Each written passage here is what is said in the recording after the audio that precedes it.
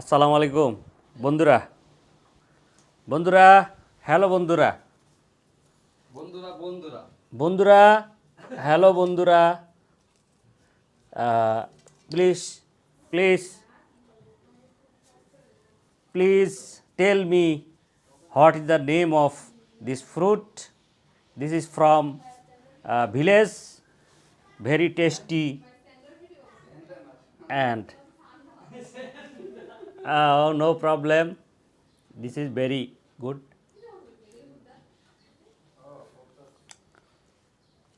আসলে একটু মজা করতেছিলাম আপনাদের সাথে।